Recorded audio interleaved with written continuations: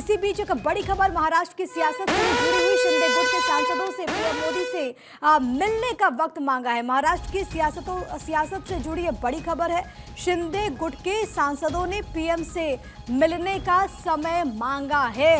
शिंदे गुट के जो सांसद हैं वो प्रधानमंत्री नरेंद्र मोदी से मुलाकात करेंगे। एक तरफ संसद का शीतकालीन सत्र भी चल रहा है और इसी में महाराष्ट्र की भी जीत हुई है। भारतीय जनता पार्टी और जो महायुति है उसकी जीत हुई है। तो ऐसे में एकनाथ शिंदे वाली जो शिवसेना है उसके जो सांसद हैं जो कि जीत कर आए हैं वो प्रधानमंत्री नरेंद्र मोदी से मिलेंगे। कब मिलेंगे, कब की तारीख दी जाती है मुलाकात की, वो देखना होगा, कब का वक्त दिया जाता है। लेकिन फिलहाल के लिए बड़ी खबर आपको लगातार बता रहे हैं। महाराष्ट्र में इस वक्त हलचल बहुत तेज है और जाहिर है कि लोकतंत्र का ये उत्सव है।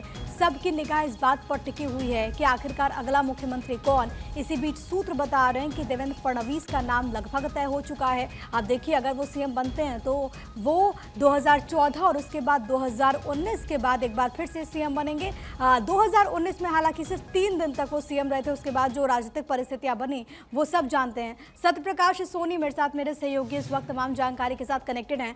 सत्यप्रकाश, महाराष्ट्र में आज का दिन बहुत ज्यादा अहम होगा। आज और क्या कुछ डेवलपमेंट्स, क्योंकि एकनाथ शिंदे तो इस्तीफा देने वाले हैं। इसी बीच सूत्र ये भी बता रहे हैं कि देवेंद्र फडणवीस का नाम तय हो चुका है सीएम को लेकर के। बिल्कुल प्रिया, देखिए महाराष्ट्र में विधानसभा चुनाव बीते 3 दिन हो गए लेकिन अब तक मुख्यमंत्री के चेहरे पर घोषणा नहीं हुई है। महाराष्ट्र की सियासत में लगातार हलचल है। लोग उम्मीद कर रहे हैं कि एक बार फिर से एकनाथ शिंदे को मुख्यमंत्री बनाया जाएगा, क्योंकि एकनाथ शिंदे के मुख्यमंत्री रहते हुए जिस तरह से भारतीय जनता पार्टी ने बड़ी जीत हासिल की है उसमें सबसे बड़ी भूमिका एकनाथ शिंदे की है, क्योंकि तमाम योजनाओं को क्रियान्वित करने का काम मुख्यमंत्री एकनाथ शिंदे ने किया था और इसका लाभ जो है भारतीय जनता पार्टी को मिला। लेकिन भारतीय जनता पार्टी की तरफ से कहा जा रहा है कि लगातार देवेंद्र फडणवीस जो है 2.5 साल डीसीएम के तौर पर रहे, उन्होंने बखूबी एकनाथ शिंदे का साथ दिया है। अब ऐसे में जब भारतीय जनता पार्टी सबसे बड़ी पार्टी के तौर पर उभर कर आई है तो भारतीय जनता पार्टी का मुख्यमंत्री होना चाहिए, ऐसी मांग है। उसको लेकर अब देवेंद्र फडणवीस दिल्ली पहुंचे हुए हैं। आज माना जा रहा है कि अमित शाह से मुलाकात हो सकती है, उसके बाद जेपी नड्डा से भी मुलाकात हो सकती है। उसके बाद यह फैसला किया जाएगा कि महाराष्ट्र का नया मुख्यमंत्री कौन होगा। लेकिन आज मुख्यमंत्री एकनाथ शिंदे करीब 11 बजे के आसपास राजभवन जाएंगे, जहां पर जो प्रक्रिया है उसके तहत इस्तीफा देंगे, क्योंकि नई सरकार के गठन से पहले पुरानी सरकार को इस्तीफा देना होता है। यह कानूनी प्रक्रिया है, इसके तहत उनको करना है और आज वो करेंगे। 11 बजे के आसपास जा सकते हैं, क्योंकि इस तरह की समय जो है मुकर्रर की गई है।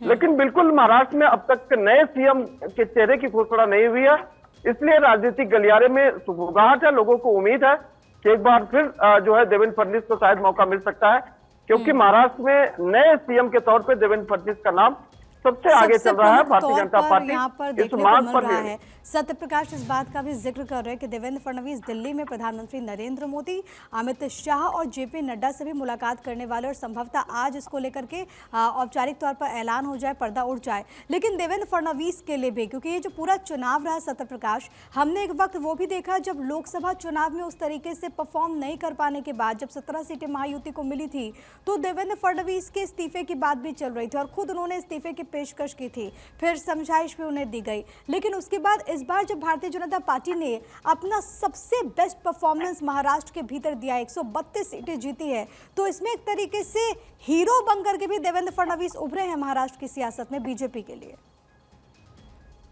बिल्कुल, देखिए देवेंद्र फडणवीस का कद बड़ा है और वो लगातार काम करते रहे हैं, चाहे वो डीसीएम के पद पर रहे हो या सीएम के पद पर रहे हो। हर बार उन्होंने अच्छा प्रदर्शन किया।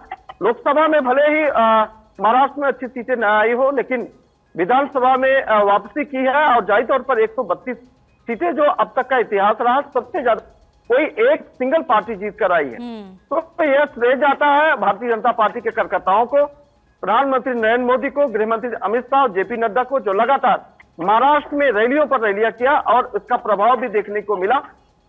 जिस तरह से एक महाराष्ट्र में बैनरबाजी हुई है, बैनरबाजी के माध्यम से भी बताने की कोशिश की गई कि योगी आदित्यनाथ ने तरह की रैली लगातार की है।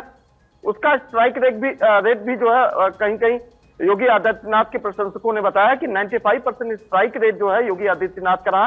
ठीक उसी तरह से मोदी जी ने जिस तरह से लगातार रैली की है, उनके उन विधानसभा में भी ज्यादातर विधायक जो है जीते हैं। ठीक उसी तरह अमित शाह का भी साइट रेट रहा है। तो ये माना जा रहा है कि भारतीय जनता पार्टी को जरूर मौका मिलना चाहिए। भले ही शिंदे गुट के तमाम विधायक ये कह रहे हो कि कम से कम 2.5 साल तो शिंदे गुट को मिलना चाहिए, एकनाथ शिंदे जी को मिलना चाहिए, लेकिन इस तरह की बातें शायद भारतीय जनता पार्टी को हजम नहीं हो रही है, क्योंकि जाहिर सी बात है, जो पार्टी सबसे बड़ी पार्टी के तौर पर उभर कर आई हो और जो पार्टी एक अच्छा प्रदर्शन कर रही हो देश में, खासकर महाराष्ट्र में, वो उस पार्टी को इस बात का हक भी है कि उसका मुख्यमंत्री हो, और इसको लेकर लगातार अटकलें भी लगाई जा रही है।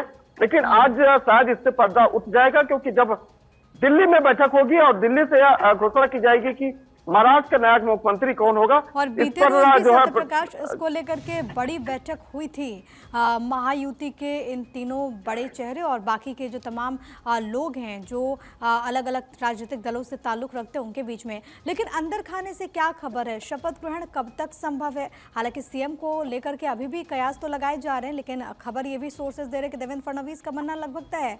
लेकिन दूसरी तरफ शपथ ग्रहण समारोह को लेकर के इस वक्त किस तरीके की हलचल, क्योंकि संवैधानिक जो बाध्यता थी वो भी तो टल गई, क्योंकि चुनाव आयोग की तरफ से सूची बकायदा राजभवन को उपलब्ध करा दी गई है, 15वीं विधानसभा अस्तित्व में भी आ गई है। कब तक हो सकता है महाराष्ट्र में शपथ ग्रहण? देखिए प्रिया, आज महाराष्ट्र के वर्तमान सरकार का टर्म खत्म हो रहा है। मतलब 26 नवंबर को ही सरकार बनी थी, आज वो टाइम खत्म हो रहा है, 5 साल पूरे हो गए। अब ऐसे में जो प्रक्रिया है उसके तहत विधायक दल का नेता चुनना सभी सहयोगी दलों को जरूरी है। भारतीय जनता पार्टी की तरफ से अब तक जो विधायक दल के नेता चुनने के लिए बैठक नहीं हो पाई है। अब ऐसे में माना जा रहा है कि जब भारतीय जनता पार्टी अपने तमाम विधायकों के साथ बैठक करेगी, उसके बाद विधायक दल का नेता चुना जाएगा, फिर वह तारीख मुकर्रर की जाएगी कि आखिरकार शपथ ग्रहण कब होगा। लेकिन इस बीच जब तक मुख्यमंत्री के चेहरे पर मुहर नहीं लग जाती, तब तक भारतीय जनता पार्टी या कोई भी दल जो है सरकार बनाने के लिए तैयार नहीं सामने आएगी, वो देखना होगा। सत्यप्रकाश, फिलहाल के लिए बहुत शुक्रिया आपका तमाम बातचीत और जानकारी हम तक पहुंचाने के लिए।